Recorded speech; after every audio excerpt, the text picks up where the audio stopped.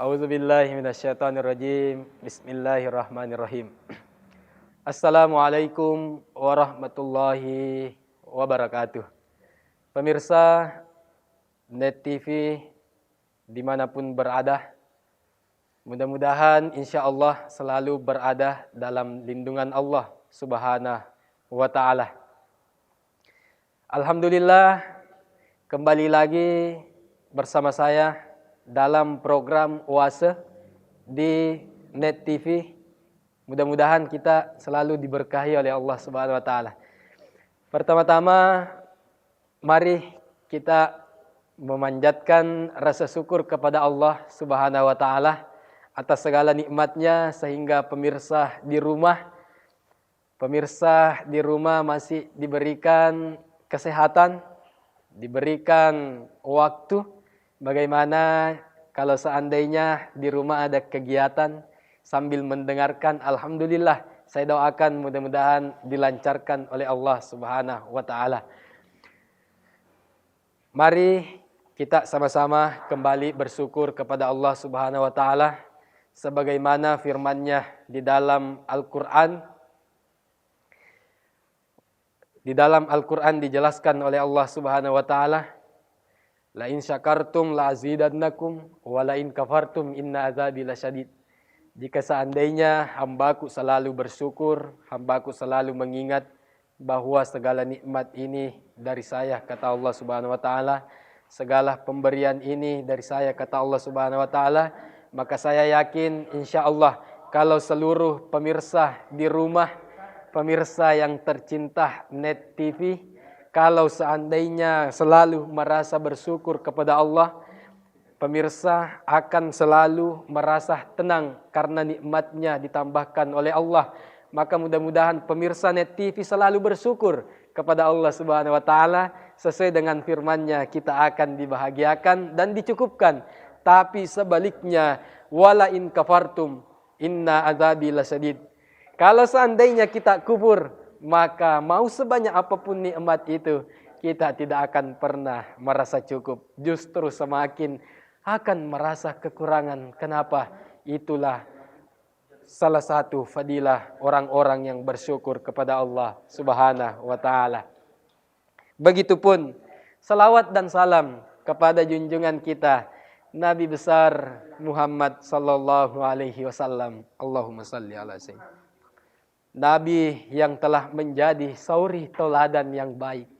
Bahkan pemirsa, saya ingin sampaikan bahwa dalam beberapa kegiatan keagamaan, biasa kita melihat sebuah poster, di situ dikatakan bahwa Nabi besar Muhammad sallallahu alaihi wasallam.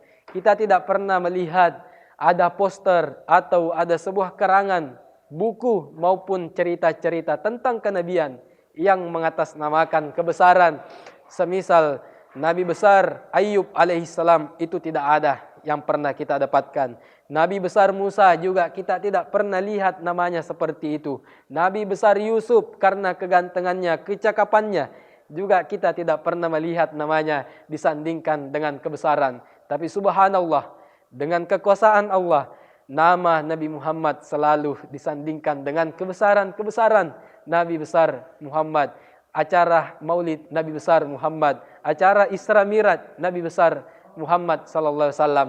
Kira-kira pemirsa yang di rumah, pemirsa yang dimuliakan oleh Allah, apanya Nabi Muhammad yang besar?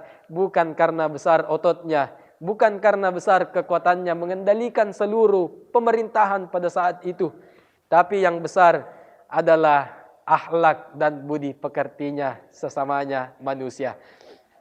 Pemirsa dimanapun berada, mudah-mudahan selalu berada dalam lindungan Allah Subhanahu wa Ta'ala sebagai suri tauladan kita, karena sudah disandingkan di dalam Al-Quran, dibesar-besarkan karena budi pekertinya, dibesar-besarkan karena akhlaknya. Maka sangatlah dibenarkan kalau kita sebagai umatnya harus mengikuti akhlak dan budi pekertinya. Rasulullah SAW tidak pernah merasa dikecewakan ketika disakiti oleh sesamanya. Karena kenapa? Dia beranggapan bahwa kalau seandainya orang tuanya yang saya ajak, dia tidak mau memeluk Islam, maka mudah-mudahan anaknya yang akan memeluk Islam. Kalau seandainya orang tua dan anaknya tidak mau masuk Islam, mudah-mudahan cucunya kelak yang akan memeluk agama Islam. Dan itulah yang dilakukan oleh Rasulullah ketika hijrah ke Taif. Dia yakin bahwa di Taif akan disambut dengan sambutan yang mulia. Di Taif akan disambut dengan sambutan yang luar biasa. Bahkan Rasulullah berharap agar sekiranya di Taif dia diberikan kewenangan, dia diberikan kemudahan bagaimana dia bisa membuat masjid agar dapat dipakai beribadah dengan tenang. Tapi nauzubillah min salik, yang diharap tak kunjung datang, justru yang menghampiri bukan disambut dengan tala'al badru alaina min saniyatil wada. Nabi Muhammad tidak disambut dengan sambutan yang mulia, tapi justru Nabi Muhammad disambut dengan lemparan batu, disambut dengan lemparan hewan, tai, kotoran hewan. Maka Nabi Muhammad tidak pernah merasa dikecewakan, karena semua ini adalah ujian dari Allah Subhanahu wa taala. Yang pertama saya sampaikan bahwa dalam program Wasa ini yang perlu saya sampaikan yang pertama adalah di mana kalanya kita mendapat kesusahan, mendapat ujian, kembali kepada Nabi Muhammad sebagai suri toladan bahwa ini semua datangnya dari Allah Subhanahu wa taala. Maka semakin besar ujian cobaan dari Allah, maka yakin dan percaya begitu besar nikmat yang akan menghampiri, sebagaimana di dalam Al-Qur'an, fa inna ma'al usri yusra, di mana setelah kesulitan pasti ada kemudahan. Makanya saya katakan, orang yang hari ini senang, tunggu besok atau lusa pasti akan susah.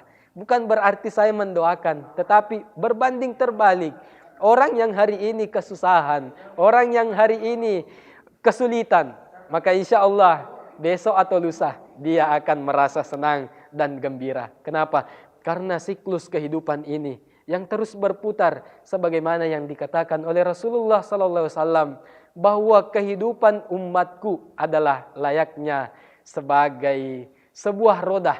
Yang namanya roda, pemirsa, ada kalanya kita berada di atas, ada kalanya kita berada di bawah.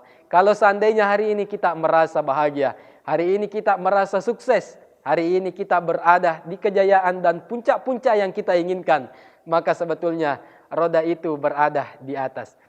Pemirsa, dimanapun berada, kembali insya Allah setelah jedah berikut kita akan lanjutkan. Jangan kemana-mana. Ya Allah, ya Rahman.